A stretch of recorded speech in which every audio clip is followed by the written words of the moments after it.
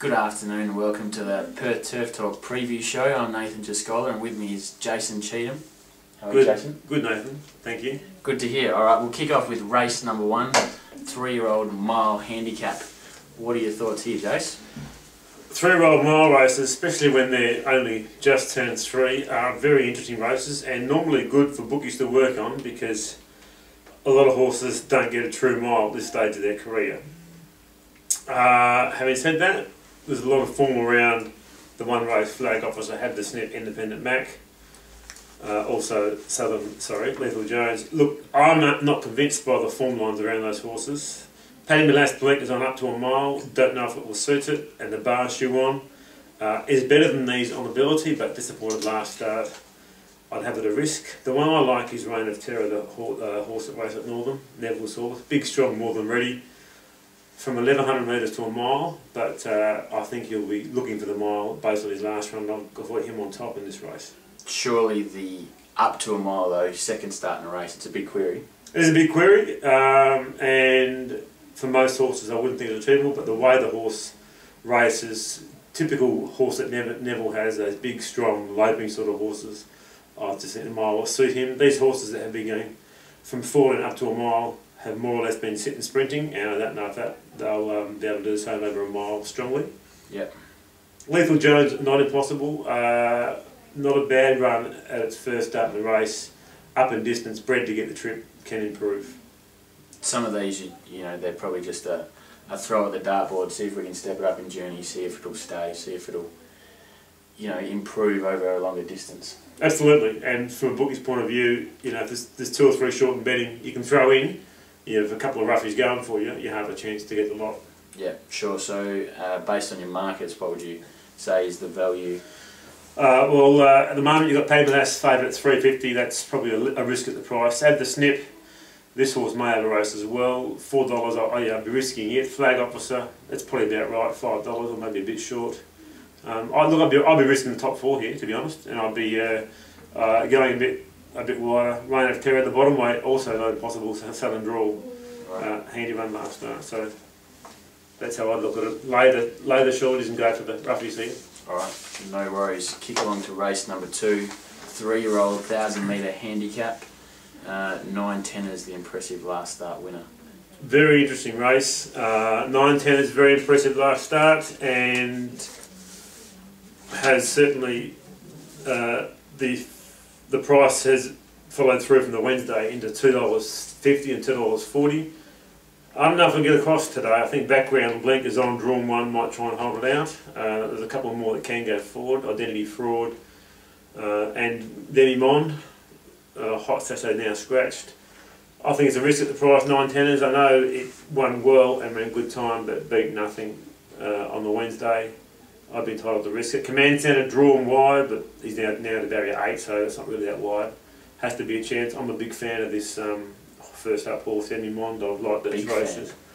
I am a big fan. I liked its trials. I like the way it was very great at its 2 starts last campaign. I give it a big chance of winning this race. The Command Centre I think has to be second best, and I've got 9-10 as third best, so there you go. I'll probably be ruin that after the race. Screaming Plum can improve blinkers on. Identity Fraud, big money for it first up, injured itself and is out $20, so a big overcorrection there. So, but Demi-Monde for me, Nath. Alright, public perception? Yes. You don't give much hope to it? Look, it was just a run last start. This horse may have problems. Its form has been patchy since it won that race back in March at Ascot. Hasn't done a lot since then, and it didn't beat much that day. I'm prepared to watch it even with Harvey on. I reckon Turner may have gone off it to ride background, to be honest. Fair enough. So that could be a lead for punters. Command Centre, good money pre-post, has to be hard to beat. 9-10ers will be standing, and you'll have a sorry look on our faces if that wins. Sure, so the value here would be Demi-Monde for you, for sure. Demi-Monde, depending on how short it starts. I know that they have bet apparently double figures pre-post, which I wouldn't have minded a bit of that, but never mind. I would like to be on the beach play. Alright, terrific. Race number 3, a 74 plus 1400, a field of 8 to take the starter. Danger here. Lack of pace not much can lead. Ringmaster should lead, but we said that last campaign almost every start. Galube can go forward. A lot of these can go forward, but if they're going to be left in front, they're not going to go hard, which will make horses like Montegetti a risk, in my opinion, and also the corporation, who has a tendency to over-race. So for mine, it's a wide open race. The market suggests it's a bit shallow. Ringmaster, Montegetti on top. I'd be prepared to risk those two at the price and go a bit wider. Even Oscar Wildly can figure first up for a new stable.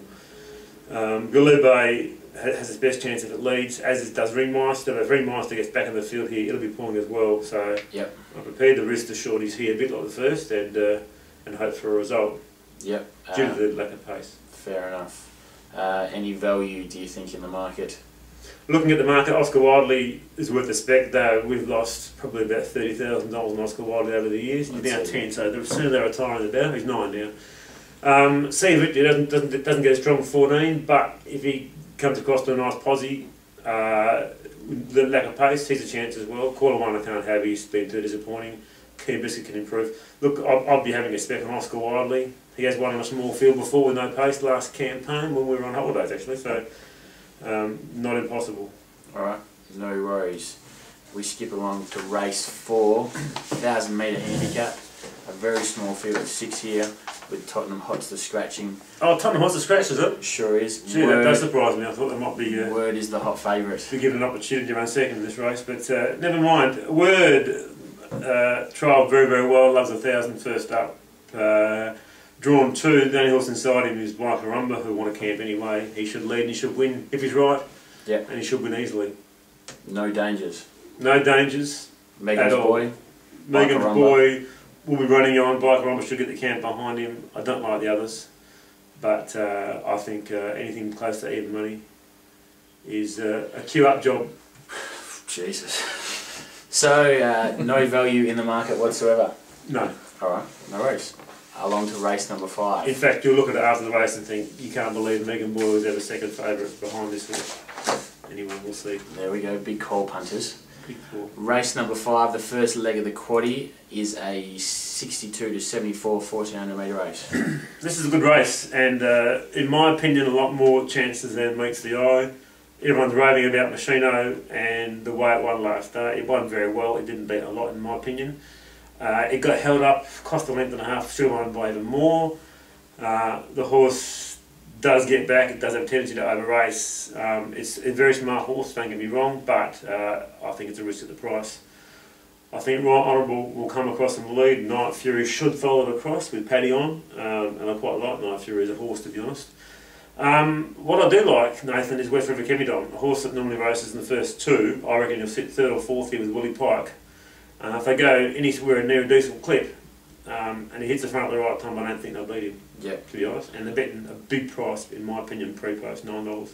Alright, I was actually quite taken by Chester Road last start. Although he won previously in the midweek, I thought his run last start against Like an Eagle was quite good. It was an excellent run last start, and you've got horses Grand Approach, it was caught wide and Grand Platts around, so certainly stronger form lines. It had every chance, Like an Eagle, made Frank the form later on the day as well. Yep. Not convinced yet, this horse. The 14 will probably suit it. I'm going to risk it. Even though it was a good run last start, I've still got to risk it based on that run. Alright. I just think that the form lines around West River Kemidon, you've got Montegetti, Al Larrikin in their good form race, Maroonville around 3rd at Northern. Ballora. I think this horse deserves to be less than half the price he is at the moment.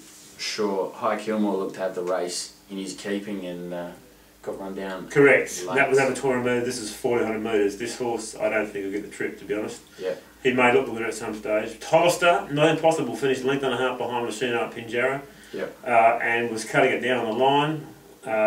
Not impossible. And Prince Ted as well, also not impossible. So, and Glimmer Blast likewise. So a lot more chances than the market would suggest, I think. Sure, so the value for you, West River Kemidon. West River Kemidon, even Prince Ted at that price, and Hollister as well. Sure. Alright. Race number 6. 74 plus 1200 metre race. Scratching here is on the carpet. Should be good pace here. I'm here to win. Very keen to lead last start. Rock Moose can come across, Tax Time can come across, Ken's Double can come across. Should leave a decent pace for horses like Wild Charger, Like an Eagle, Our Larrikin. Yep. I hadn't seen Like an Eagle's win because I was away until last night. Wasn't that impressive, to be honest, last day. He had a nice run, he got there at the right time and was certainly pushed out to win by a length. Before that beat Rouge d'Or, that was the Mantango form line, which hasn't been convincing in recent times. He could be a risk today. Wild Charger, I know he has 3-year-old form as well, but he's down a lot in weight on those runs, and I think he could be a threat to this favourite. He's drawn to get a good run too from barrier 2. Yes, and he's freshened up, and last time fresh, I think it was the day they backed him off the boards, and he won accordingly. Possibly. He should have won a couple more last prep as well. Yeah. Thank God he didn't last up. His last 1200 metre race at Ascot, he was terribly blocked for a run, and then he was unlucky against Proud Hero as well, so he probably should have a couple more wins on the board.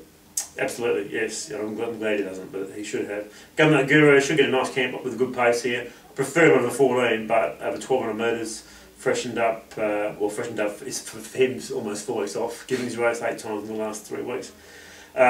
Some sort of hope as well. Sure, alright. But certainly a race for the get back, because I don't like the horses on the pace. Yep, any value here? Possibly Wild Charger, Our Larrikin maybe. Our Larrikin worth the spec. Gunman Guru is probably too long at that price, but I just think the favourite's a bit short. Alright, no worries. Race number 7, a 2200 metre race. Here we see a couple of horses. Crispiano backing up from Thursday's win, and yes, what do you think here? Yeah, I haven't seen the run on Wednesday. I heard it was very impressive. Off Thursday, it was very impressive. He won easily, won by 5. You would, looking at the form, you'd think that would surprise you, but obviously as it gets further, by Black Friday he seems to be improving. So has to be a chance on that run. Troy Turner on board. I prefer Dan Stake, to be honest, but Dan's on Often Be Jules. Yep. Which, in my opinion, fell in last start at the rails run. Whether it was suited racing that handy, I don't know. Maybe better suited ridden back in the field. Defy Me, I haven't watched its runs yet at Cal, but based on the horse I know used to be Defy Me, I'd be risking it in this race. Its runs at Calgary have been good. It's sat back and come with a big run and been running away from him. And I suppose to speak in fair horses, Miss El Garouche has a fair bit of ability as well. So Amherst, just a one pacer for mine, has to be up there. Like this guy should go forward. One call point I don't like. Wizard Way I think is outclassed. So it really brings the Often Be Jules, Defy Me, Crispiano horses and Amherst as the main forward, and it's hard to see anything outside of those. I think figuring Karaka, Kabini, no, can't have it, I'm afraid. And Joe Beth. Joe Beth, likewise. It does seem to go much better for Shooter. Yes, that could be the case, but it's been second to Snugglet. No, not for mine, unfortunately. Alright, so I think the first 4 I'm betting here, well, I'm assuming they're the first 4 I'm betting.